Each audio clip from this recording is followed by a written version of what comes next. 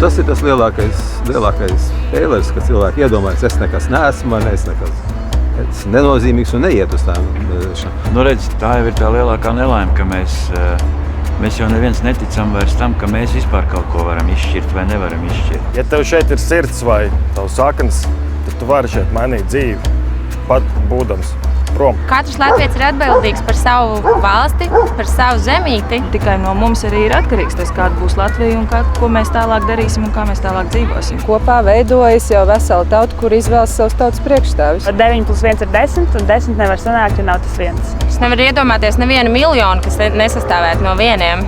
Tas ir arī par tavu atbildību, par to, ko tu dari ar to savu dzīvi. Un par tavu atbildību pret valsti. Dažas balsis atšķir pilnīgi visu. Tad visi spēr sev kājā, kāpēc viņi nekai balsot. Katrs cilvēks izšķir.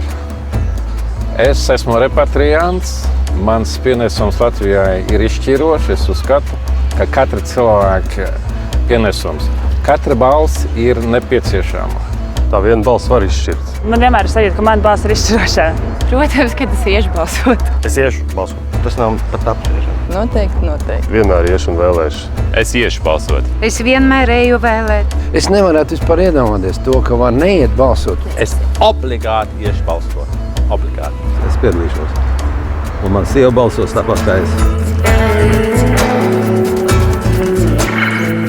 Ja jūs nezināt, kur ir tuvākais vēlēšana iecirknis, šeit jūs to varat atrast.